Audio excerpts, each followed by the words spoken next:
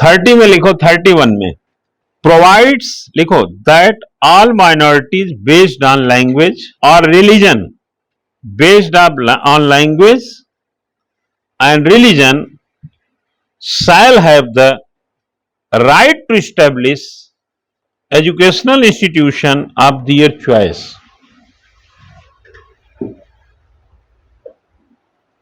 Their choice.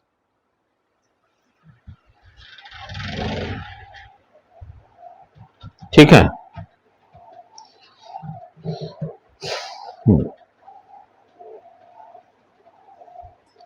इसमें लिखना था इतना कि अनुच्छेद 30 में भाषा या धर्म पर आधारित सभी अल्पसंख्यकों को अपनी रुचि की शिक्षण संस्थाएं स्थापित करने का अधिकार होगा। जैसे खालसा कॉलेज बनाओ, इस्लामिया कॉलेज बनाओ, ऐसा सब बना लो। 30 में राइट हो। और एडमिनिस्ट्रेट करने का, आल्सो एडमिनिस्ट्रेशन लिख लो, और प्रशासन का। इसमें एक लाइन जोड़ना है आपको, the right conferred by article 31, the right conferred by article 31 is subject to article 29(2). इसमें लिखना है कि अनुच्छेद 30(1) द्वारा प्रदत्त अधिकार, जो आर्टिकल 30(1) में आपको राइट दिया गया है, वह अनुच्छेद 29(2) के अधीन है। ठीक है ना, 29(2) के अधीन आएगा ये। आगे लिखेंगे, अकॉर्डिंग टू उच्चतम न्यायालय, under article 30 minorities also have the right to establish vocational education institution in educational institution of their choice। vocational education institution मतलब व्यावसायिक शिक्षा का भी अपनी पसंद का संस्थान स्थापित कर सकते हैं। अब एक लाइन लिखिएगा, the definition of the word minority has not been given anywhere in the Indian constitution. Right, the definition of word minorities has not been given anywhere in the Indian constitution.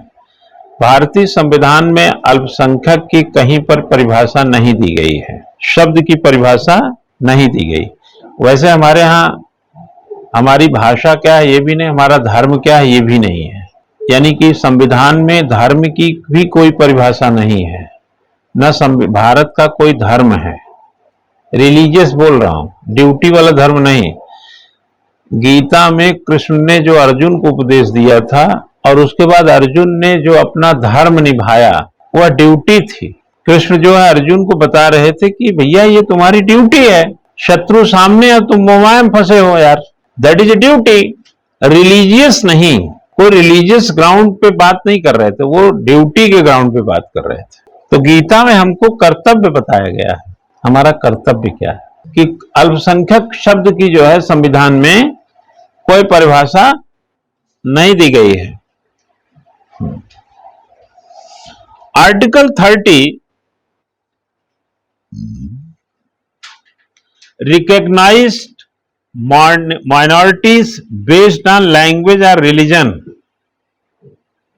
अनुच्छेद 30 भाषा या धर्म पर आधारित अल्पसंख्यकों को मान्यता प्रदान करता है। According to supreme court, minority class based on language और रिलीजन, माइनॉरिटी क्लासेस कर सकते हैं बेस्ड ऑन लैंग्वेज और religion will not be determined at the national level. उच्चतम न्यायालय के अनुसार भाषा या धर्म पर आधारित अल्पसंख्यक वर्गों का निर्धारण राष्ट्रीय स्तर, national level, but on the basis of their population in different states. राष्ट्रीय स्तर पर ना कर अलग अलग राज्यों में उनकी जनसंख्या के आधार पर किया जाएगा। According to Supreme Court, minority classes based on The language or religion will not be determined at the national level, but on the basis of their population in different states. आप राष्ट्रीय स्तर पर अल्पसंख्यक की बात नहीं कर रहे हैं धर्म और भाषा के, बल्कि अलग अलग राज्य के हिसाब। इसीलिए देखे होंगे कि मैं अगर सही समझ रहा हूं तो 7 स्टेट ऐसे हैं भारत के जहां हिंदू ही अल्पसंख्यक हैं। आप इसको डेटा और क्लियर कर लीजिएगा, लेकिन मेरा अंदाजा मैं कहीं जो मैं समझ पाया हूं 7 स्टेट है जहां हिंदू ही अल्पसंख्यक हैं। वैसे तो कहेंगे कि हिंदू बहुसंख्यक है, ये नेशनल लेवल नहीं है। आप कश्मीर में जाएंगे तो हिंदू तो वहां अल्पसंख्यक ही मिलेगा। आप मणिपुर में चले जाइए, वहां कितने क्रिश्चियन हैं? 53% वहां हिंदू हैं, और नागा कुकी में। लेकिन मणिपुर में चले जाइए, सब क्रिश्चियनिटी मिलेगी आप। भाषा और धर्म के आधार। अब आप चले जाएंगे तमिल तेलुगु में तो भाषा के आधार पे तो हिंदी माइनॉरिटी ही हो जाएगी ना, और उत्तर प्रदेश में चले जाएंगे तो हमारा ये सुप्रीम कोर्ट है, इसको नेशनल लेवल पे मत देखो, इसको रिलीजन और लैंग्वेज लेवल पे स्टेट पे देखो। ये सही कहा इसने। लिखिए right to property was abolished as a fundamental right. संपत्ति के अधिकार को मूल अधिकार के रूप में समाप्त कर दिया गया। But a new clause article 31A was added। गौर करना इस पे। But new clause article 31A added to protect the right of minorities provided by Article 29 and 29 and 30। परंतु अनुच्छेद 29 व 30 द्वारा प्रदत्त अल्पसंख्यकों के अधिकारों की रक्षा के लिए एक नया खंड 31A जोड़ा गया। इसमें क्या है जरा लिखिएगा। अकॉर्डिंग टू दिस, इसके अनुसार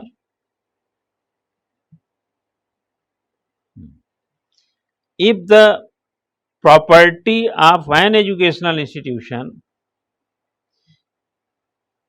established and operated by a minority, यदि किसी अल्पसंख्यक वर्ग द्वारा स्थापित व संचालित शिक्षण संस्थान की संपत्ति operated by a minorities, if any law संपत्ति if any law made for earning income, if any law is कर लीजिए is made for earning income,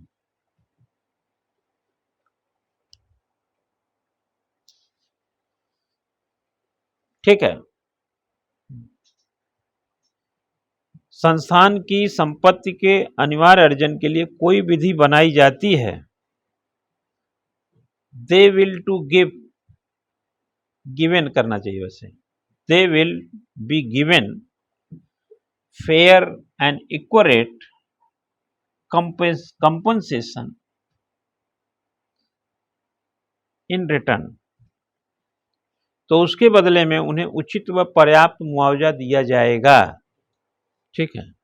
एक लास्ट लिख लो 32, इसमें भी 2 ही हैं। 32 क्या है लिखो, फर्दर स्ट्रेंथनेस होगा, strengthen the right to culture and education of the minorities. अल्पसंख्यक वर्गों के संस्कृति और शिक्षा संबंधी अधिकार को मजबूत करता है। ठीक है, 31 को फंडामेंटल राइट से हटा दिया गया है, 300A में चला गया है। ठीक है,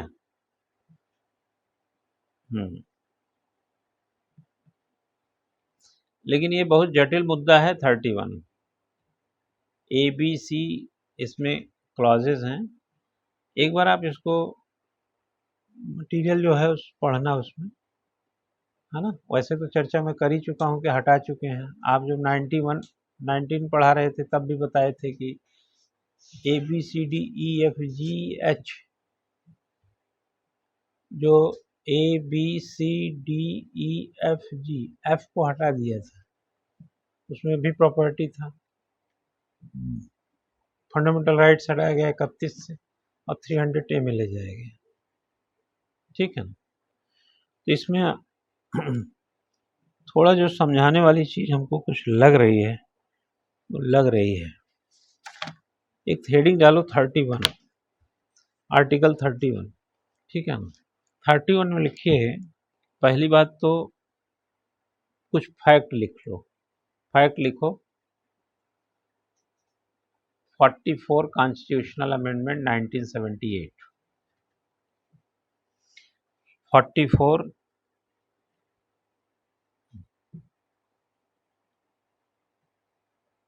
ठीक है, ठीक है ना।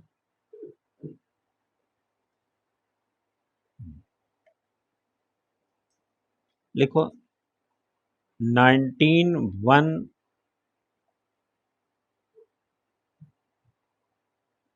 F,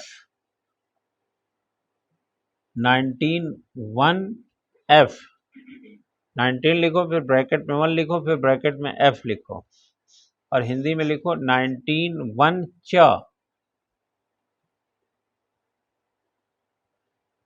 क ख ग घ अंगा, च छ, 7 ठुथे, 19(1) क, 19(1) ख, 19(1) ग घ अंगा, फिर च। वैसे ABCDEF, F है 6वें नंबर पे आएगा, जिसको 44 में कॉन्स्टिट्यूशनल अमेंडमेंट में निश्चित के हटा दिया। और इस तरह से अगर जाएंगे हिंदी में तो क ख ग घ अंगा 5 हो गया, च 6वां हो गया, अच्छा 7वां हो गया, तो यहीं से खत्म हो जाता है। ठीक है ना।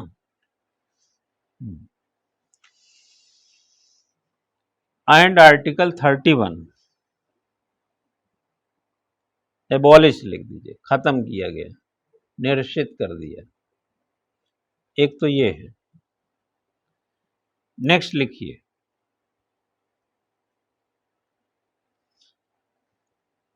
पार्ट 12 भाग 12 चैप्टर 4,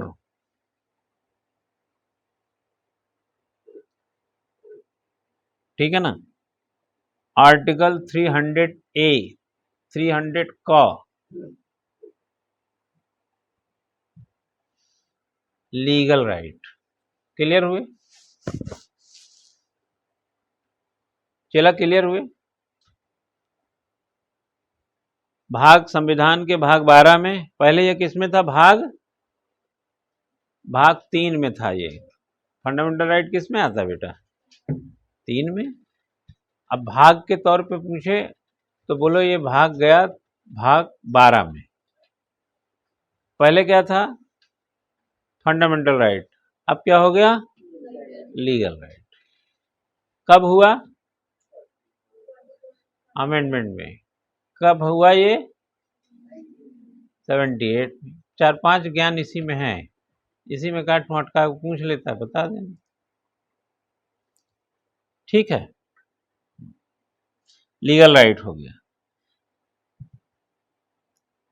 लिखें article 31A, 31B and 31C क ख ग ठीक है। क ख ग are part of the fundamental rights. ठीक है। ए चुटकी, आर्टिकल 31 को हमने हटाया है। ए बी सी अभी भी फंडामेंटल राइट है। ठीक है ना।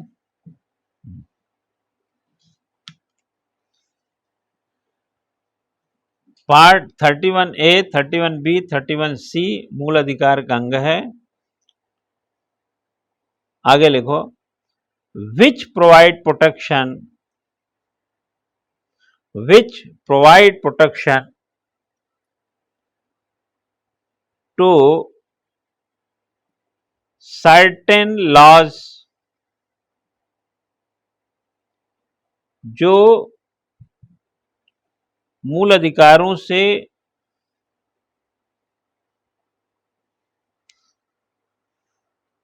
certain laws which are inconsistent with the fundamental rights। पूरा कर लो तब समझ में आएगा, है ना। जो मूल अधिकारों से विरोधाभासी कुछ विधियों का संरक्षण प्रदान करता है।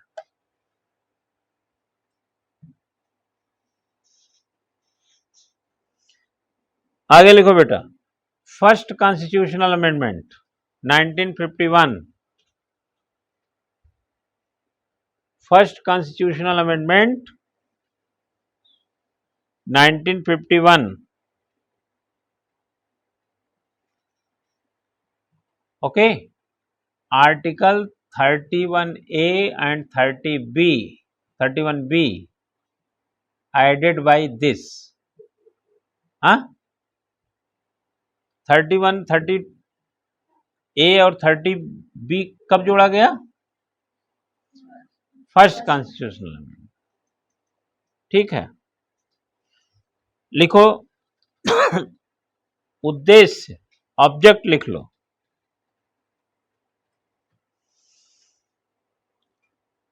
Its purpose was to save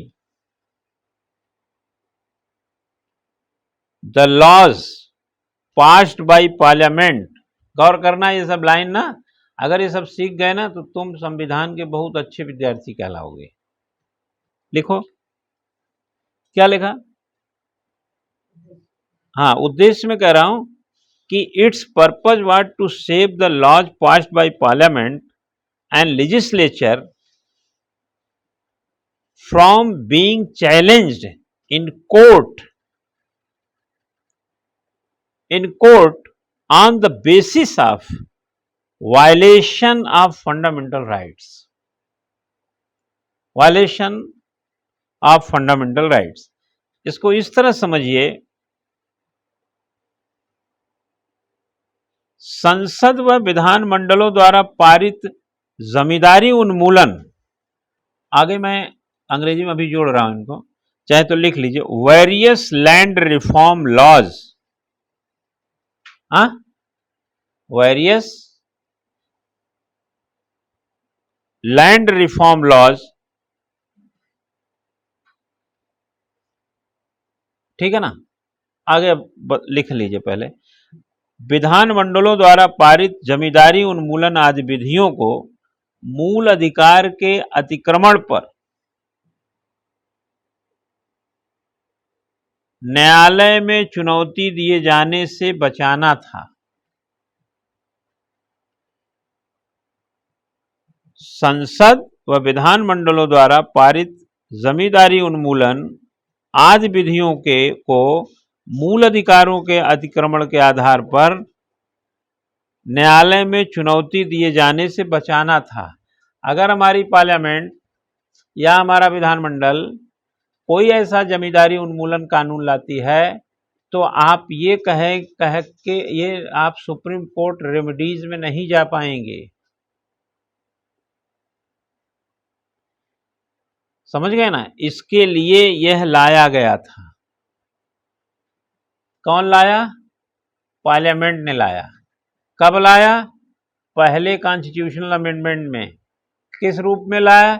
31 का 31 ख जोड़ा कि अगर वो कल फैक्ट्री बनाने के लिए, सड़क बनाने के लिए, कल कारखाने बनाने के लिए आपका जमीन का इंक्लोज करेगा, तो आप जमींदारी उन्मूलन का कोई कानून ऐसा लाएगा तो आप यह आरोप नहीं लगा के जाएंगे कि हमारा देखिए फंडामेंटल राइट बोल खत्म, आप सुप्रीम कोर्ट नहीं जा सकते। आगे कहता है, क्या कहता है, लिखो लाइन बदल के, fourth constitutional amendment 1955, fourth constitutional amendment 1955 लिखें, various land reform laws were also including in it by the fourth constitutional amendment.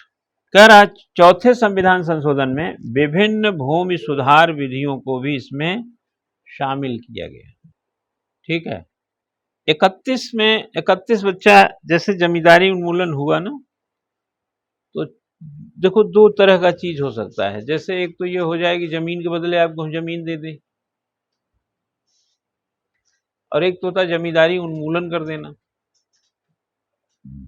जैसे आपकी जमीन जो है बड़ी फसली सही है, 3 फसली है, 2 फसली है, 1 फसली है, बंजर है, होता ही नहीं कुछ।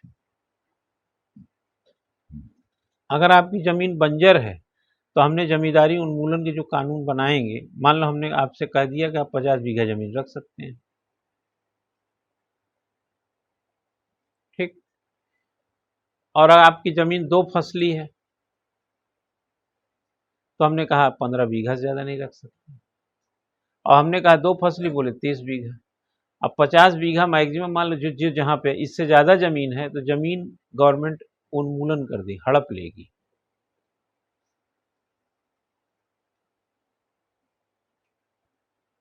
ये जो इलाका देख रहे हैं ना,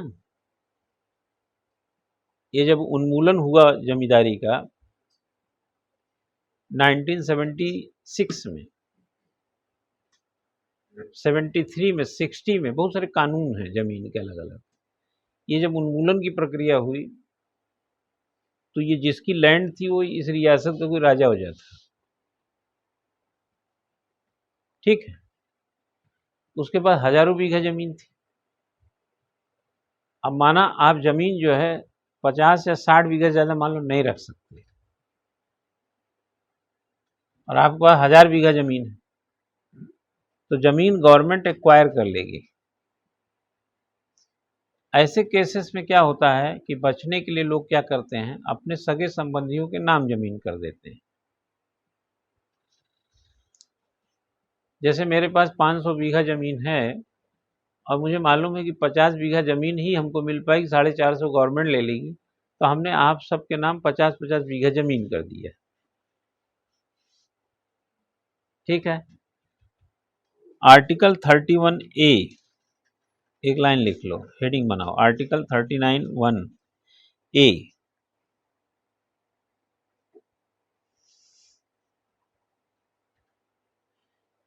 हम आपको कोरिलेशन बता दे रहे हैं, दिमाग में रख लेना, ये टफ चीजें हैं, हमेशा के लिए ठीक हो जाएगी, लिखिएगा।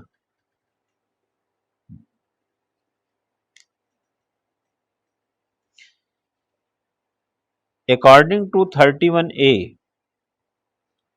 अनुच्छेद 31A के अनुसार, the following laws shall not be deemed, deemed लिखा जाएगा, shall not be deemed to be wide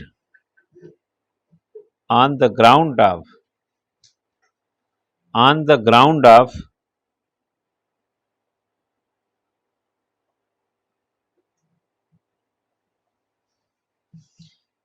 ground केवल आप हटा दीजिए, that they are inconsistent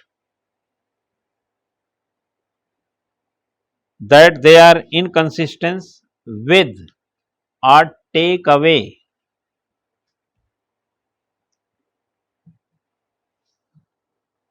or abridge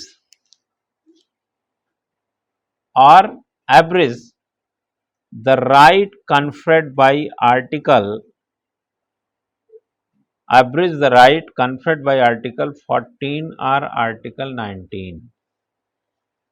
इसका मतलब ये होता है कि आर्टिकल 31 के अनुसार निम्नलिखित विधियां, जो निम्नलिखित अभी लिखाऊंगा 5 ठो, निम्नलिखित विधियां इस प्रकार शून्य नहीं समझी जाएंगी कि वे आर्टिकल 14 या आर्टिकल 19 के अधिकारों से असंगत हैं या उनको छीन रही हैं या कम कर रही हैं। 5 अभी हम बता रहे हैं नियम। आर्टिकल 31A में लिखा है कि अगर यह जो है आर्टिकल, ध्यान दो ना, तो आर्टिकल 14, आर्टिकल 19 को ये कमजोर कर रही हैं, उसको अटैक कर रही हैं, छीन रही हैं, झपट रही हैं, तब भी वह फंडामेंटल राइट का उल्लंघन नहीं माना जाएगा। वो 5 कौन सी है? Number 1, the acquisition by state of any property. समझ गया ना? द एक्यूजन, इसका सही प्रोनाउंसिएशन क्या निकालेंगे? हाँ, एक्विजिशन, एक्वायर कर लेना, मतलब acquisition bye the state of any property और द अल्ट्रेशन और एवोल्यूशन ऑफ एनी प्रॉपर्टी। समझ गया ना? किसी संपत्ति का राज्य द्वारा अधिग्रहण, अधिकार को परिवर्तित या समाप्त करना। कोई जमीन सरकार ले ले, परिवर्तित कुछ भी कर दे, अब आप फंडामेंटल राइट में जाके नहीं कहेंगे कि ये तो राइट टू इक्वलिटी फलाना ढिमका हमारे इसमें, ये सबका उल्लंघन नहीं हुआ। नेक्स्ट है to management of any property, किसी संपत्ति का प्रबंध, the management of any property to be taken over by the state,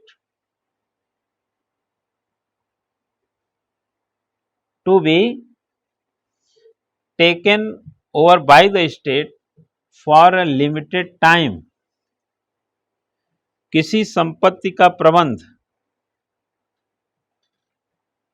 limited time in the public interest और फॉर प्रॉपर मैनेजमेंट, और फॉर प्रॉपर मैनेजमेंट, किसी संपत्ति का प्रबंध लोकहित में या उचित प्रबंधन हेतु सीमित समय के लिए राज्य द्वारा ले लिया जाना। समझ गया ना विजय? समझता विजय, सिर्फ लिख मत। हाँ, आगे है two or more corporation in the public interest or for proper management, 2 या अधिक निगमों को लोकहित में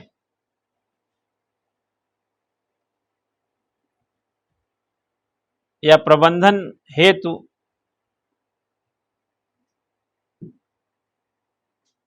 सम्मिलित करना। आप लिख दीजिए एस्मिलेट करना, है ना? अगर हम 2 निगम को एस्मिलेट कर रहे हैं तो आपको मैंने फंडामेंटल राइट में 5 चीजें बताई हैं। क्या बताया है? नागरिक बताया है, गैर नागरिक बताया है, कंपनी, सोसाइटी, कॉर्पोरेशन, सब एक जैसे होते हैं। तो अगर 2 कॉर्पोरेशन को आपस में मिलाया जाएगा तो आप ये 14 में ये नहीं दौड़ के जा सकते हैं कि कॉर्पोरेशन का तो राइट टू इक्वलिटी खतरे में है। हाँ, भूल गए? राइट टू इक्वलिटी 5 नहीं बताए थे 14 में? सोसाइटी बताए थे, कंपनी बताए थे, कॉर्पोरेशन बताए थे, नागरिक बताए थे, गैर नागरिक बताए, व्यक्तियों को मिला है ना वो। अब व्यक्ति में निगम भी आता है। नेक्स्ट आगे लिख, टू टर्मिनेट और alter the rights of person connected with corporation, किसी निगम से जुड़े व्यक्ति के अधिकारों की समाप्ति या परिवर्तन करना।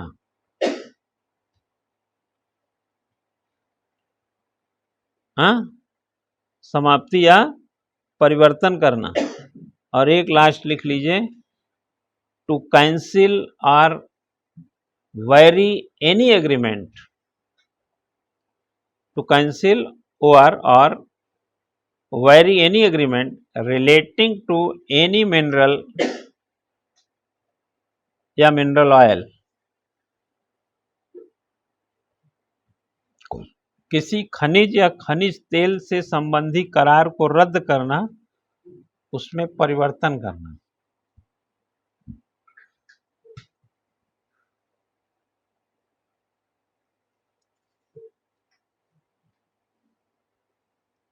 ठीक है, नीचे नोट करके लिख लीजिएगा, आर्टिकल 31A(2), 31 का 2 A(2) करिए। ठीक है। आज तो तुम बहुत चटक हो, है ना, कल से। हाँ, किसी दिन लगता है बस यही खटिया लगा कर इन लोगों के लिए। ठीक है,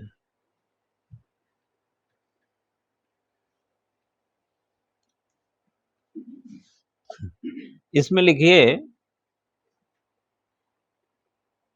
article 13(1)(2) defines the word property and right for this article। इस अनुच्छेद के लिए संपदा तथा अधिकार शब्द को परिभाषित किया गया है। इस अनुच्छेद के लिए 31 में जो दिया गया है, इसकी डिफिनीशन यहां पर मिलती है।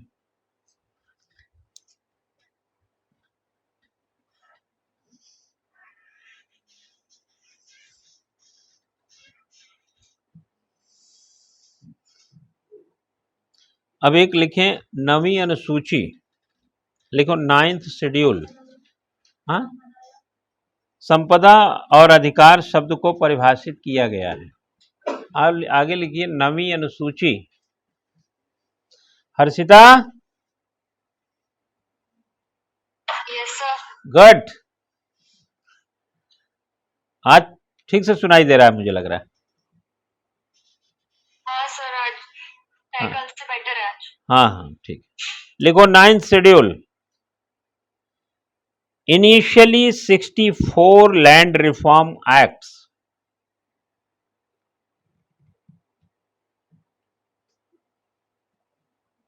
64 भूमि सुधार अधिनियमों को acts were placed in the 9th schedule.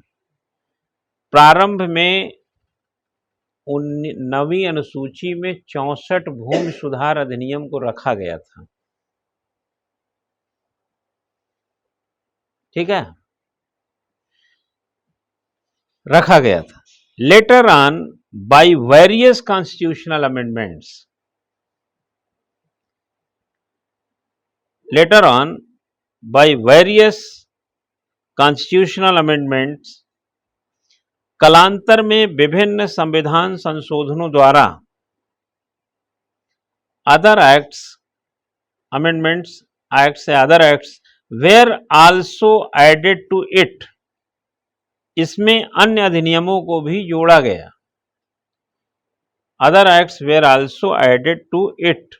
At present,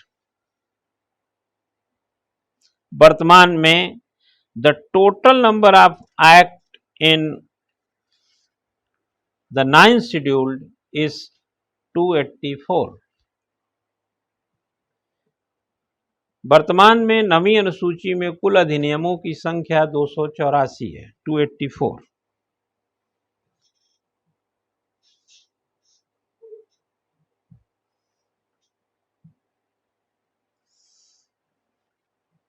ठीक है, article 31B,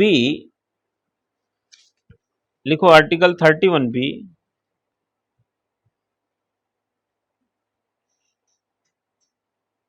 validation of certain acts, बस छोड़ रहा हूं 2 लाइन लिखा के, validation of certain acts and regulations, कुछ अधिनियमों और विनियमों पर विधि मान्यकरण, विधि मान्यकरण यानी कि मान्यता है कुछ नियमों, कुछ अधिनियमों और विनियमों में, रूल रेगुलेशन में जो इससे जुड़े हैं उसको मान्यता देता है आर्टिकल 31B। और 31C saving of laws giving effect to certain, saving of laws giving effect to certain directive principles, कुछ निदेशक तत्वों को प्रभावी वाली विधियों